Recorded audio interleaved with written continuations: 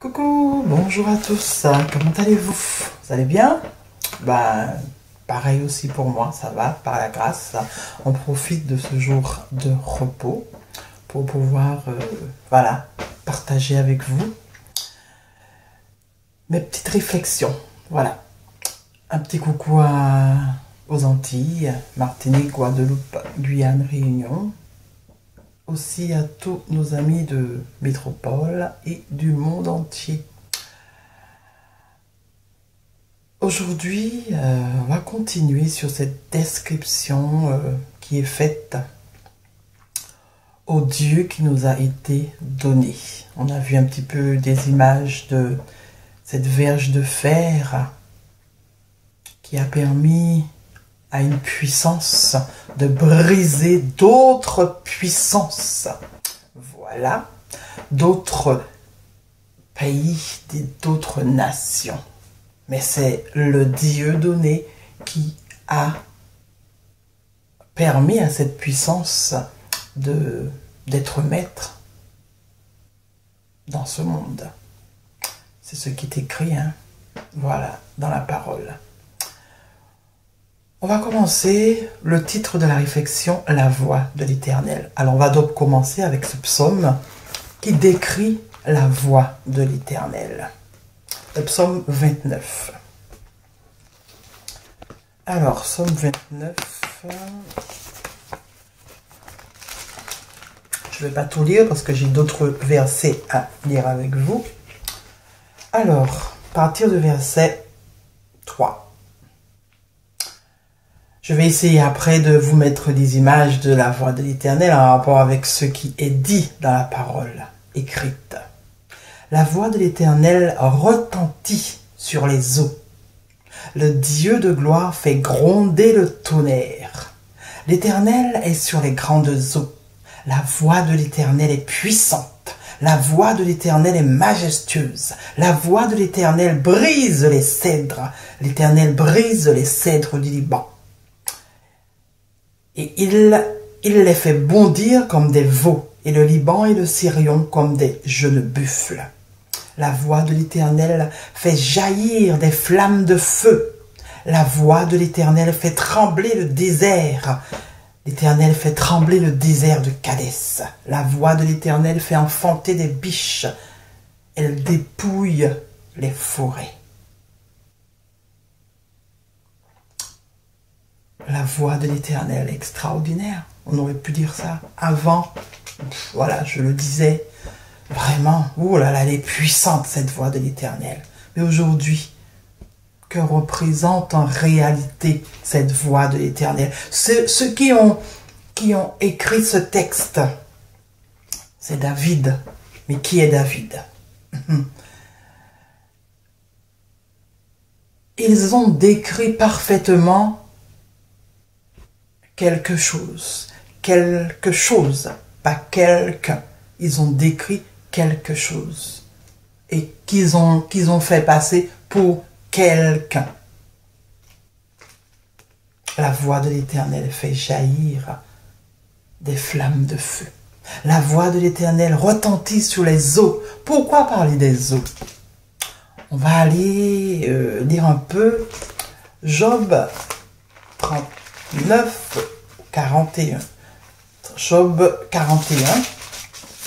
Un petit peu avant 41, on va prendre verset 20 de 40. Voilà.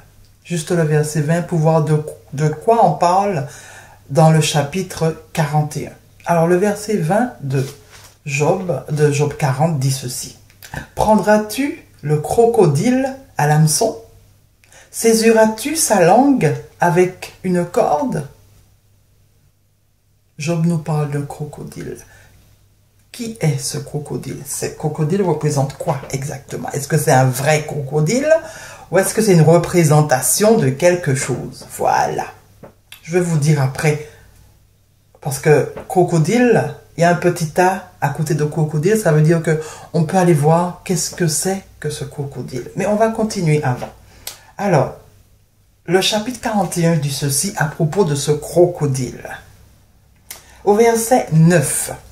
Ses éternuements font briller la lumière. Ses yeux sont comme des paupières de l'aurore. Des flammes jaillissent de sa bouche. Des étincelles de feu s'en échappent. Une fumée sort de ses narines, comme d'un vase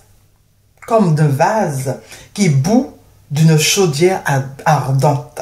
Son souffle allume les charbons, sa gueule lance la flamme. Quel crocodile!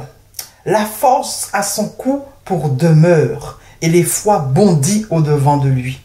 Les gens ont peur de ce crocodile qui lance des flammes. Ses parties charnues tiennent ensemble, fondues sur lui inébranlable. Son cœur est dur comme la pierre, dur comme la meule inférieure. Quand il se lève, les plus vaillants ont peur, et l'épouvante les fait fuir. C'est en vain qu'on l'attaque avec l'épée, la lance, le javelot, la cuirasse ne servent à rien. Il regarde le fer comme de la paille, les reins comme du bois pourri. La flèche ne le met pas en fuite. Les pierres de la fronde sont pour lui du chaume. Il ne voit dans la massue qu'un brin de paille. Il rit au sifflement des dards. Sous son ventre sont des pointes aiguës. On dirait une herse qu'il étend sur le limon. Il fait bouillir le fond de la mer comme une chaudière. Il l'agite comme un vase rempli de parfums. Il laisse après lui un sentier lumineux. Il laisse après lui un sentier lumineux. Ça, il faut le retenir, parce que je vais vous montrer une image qui démontre ce fait. Il laisse après lui un sentier lumineux. L'abîme prend la chevelure de vieillard. Sur la terre, nul n'est son maître. Il a été créé pour ne rien craindre. Il regarde avec dédain tout ce qui est élevé. Il est le roi des plus fiers animaux. Est-ce que c'est vraiment ce crocodile? Est-ce qu'il est vraiment un animal? On va vérifier cela. Alors, on nous a donné comme renvoi Somme 104, verset 26 et Ésaïe 27, verset 1. Alors, Somme 104, verset 26 dit ceci.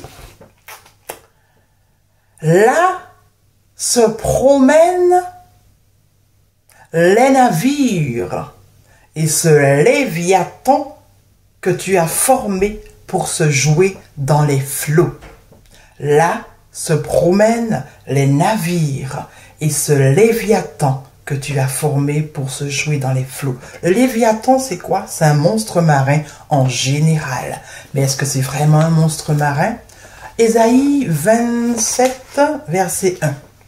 En ce jour, l'Éternel frappera de sa dure, grande et forte épée le Léviathan, serpent fuyard, le Léviathan, serpent tortueux, et il tuera le monstre qui est dans la mer. Oh là là! Le Léviathan, on a encore un renvoi, monstre marin, mais au figuré, une puissance ennemie. Ici, apparemment, c'est Babylone. Voilà, mes amis. Alors, vous voyez, hein, des petits mots placés dans la Bible, on pense on parle du crocodile, c'est un animal, il est terrifiant, mais pourtant, il a les caractéristiques de ce qu'on a vu la fois dernière sur la verge, le Dieu donné, les flammes qui sortent de sa bouche, la fumée de ses narines. Ce crocodile a les mêmes caractéristiques, c'est bizarre. Mais quelque chose que l'on a dit dans Somme 29, la voix de l'Éternel est sur les eaux. Savez-vous que durant le Moyen-Âge, avant même le canon, il y avait une arme. Heureusement qu'elle a disparu, cette arme, mes amis, parce qu'elle était terrible, terrible. Cette arme s'appelle le feu grégeois. Alors, le feu grégeois, c'est quoi? Une arme incendiaire, ancêtre du lance-flamme utilisé par la marine. Ok? Le feu grégeois mélange inflammable capable de tout brûler sur son passage et de ne pas s'éteindre. Je vous mets une image de ce feu grégeois. Voilà, je la remets. J'espère que je ne vais pas oublier.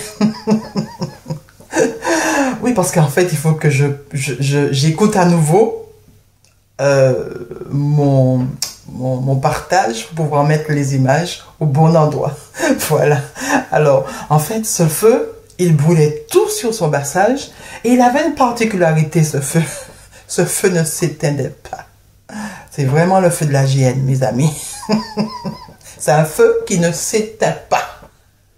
Alors, ce qu'on a lu dans Job 41, quand je vous dis de retenir cette phrase, on donne des indications dans la parole sur des faits historiques.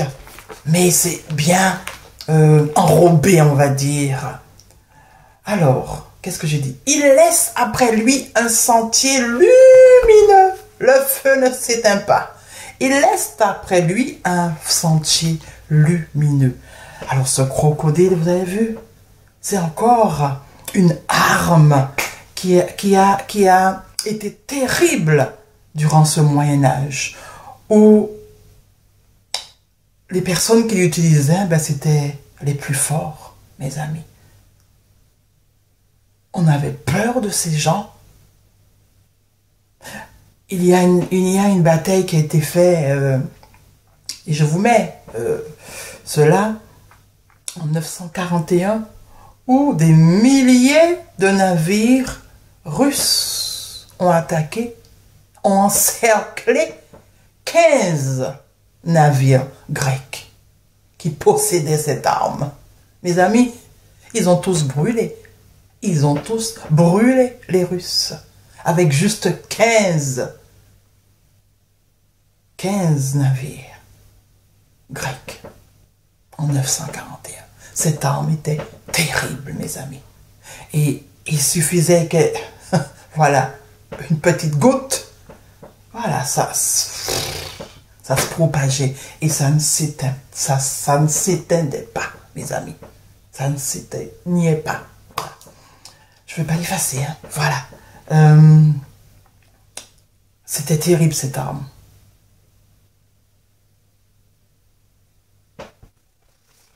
La voix de l'Éternel.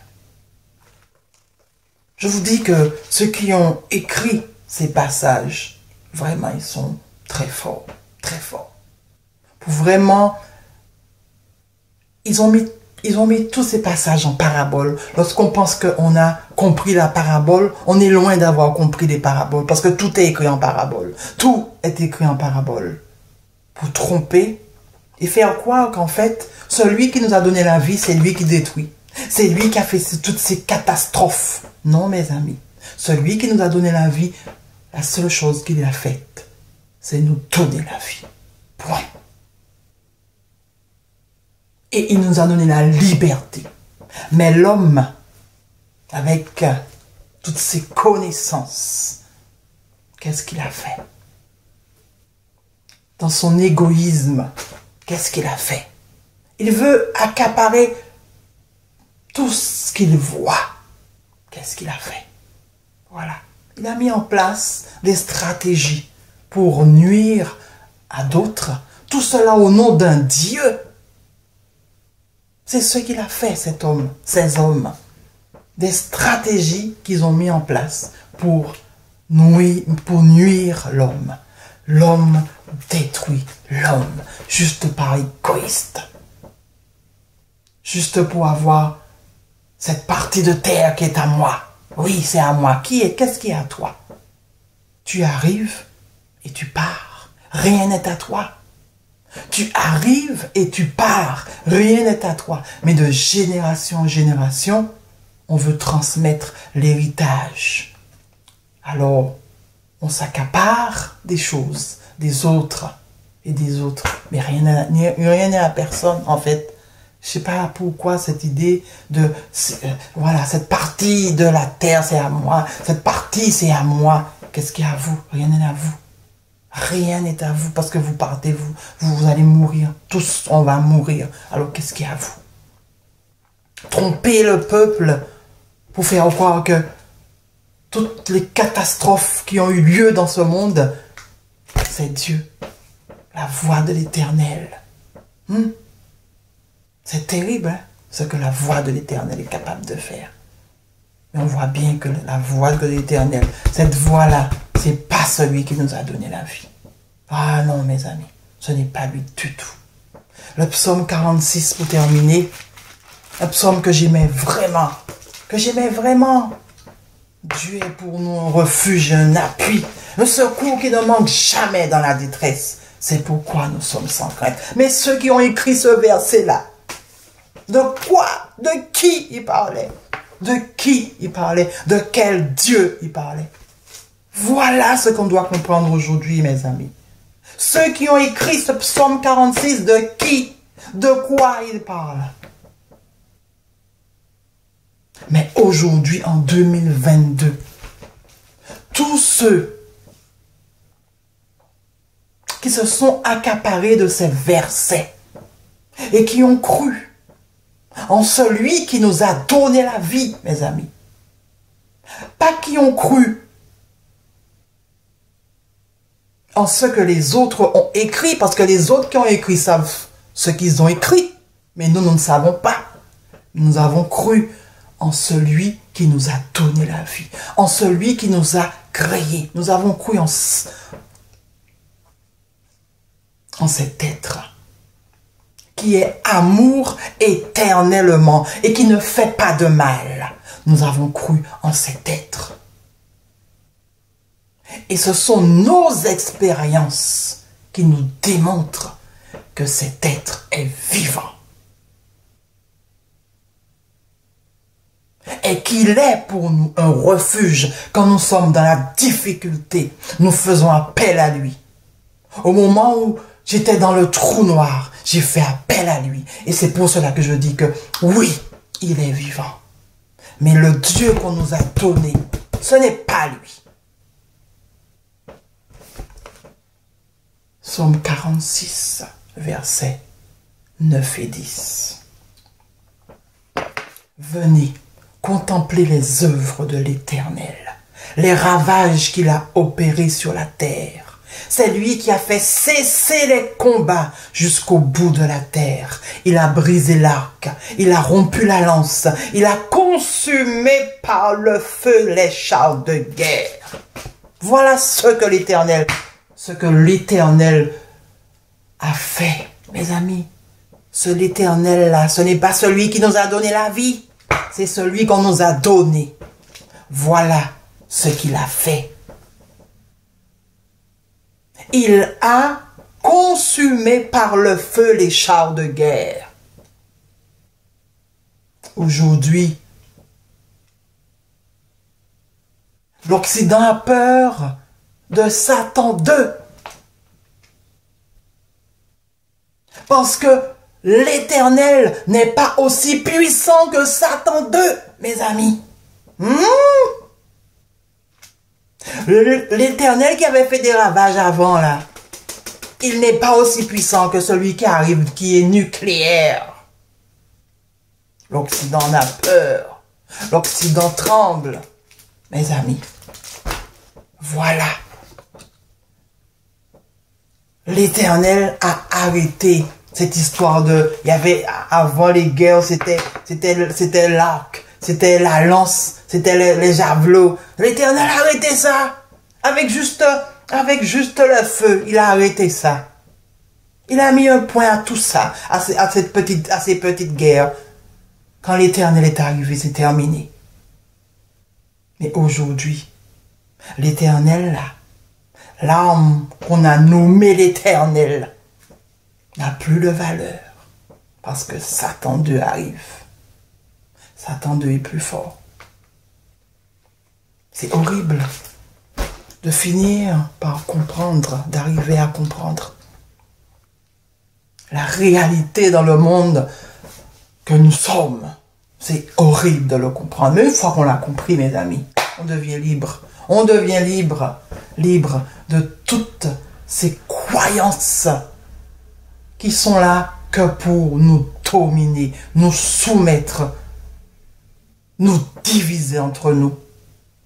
Toutes les croyances sont là pour ça. Les religions sont là pour ça, pour diviser le peuple. Parce que diviser, ceux qui sont en haut règnent. Parce que nous, le peuple, nous sommes divisés. Je suis ça, tu es ça, l'autre est ça. Je ne t'aime pas parce que tu es ça. Ouais. Je sais pas. Hein. Voilà, j'arrête de te parler parce que ça fait déjà 20 minutes que je suis là. Bon, mes amis, je vous souhaite une belle journée. Puis voilà, hein, bonne réflexion. Je vous mets les images à l'appui. Enfin, j'espère que je ne vais pas en oublier. Et puis encore merci pour vos retours, vos réflexions aussi, vos questions. N'hésitez pas, hein, vous avez l'impression que voilà, je ne veux pas discuter peut-être. Non, au contraire, j'ai envie de discuter, j'ai envie de partager avec vous. Alors allez-y, posez les questions. Hein. Ça ne me fait pas de mal du tout si vous n'êtes pas d'accord, si vous êtes d'accord. Moi, je suis au clair. Voilà, je suis au clair. Alors à vous maintenant de poser des questions, j'attends. Ok, bonne journée, à bientôt, bye bye.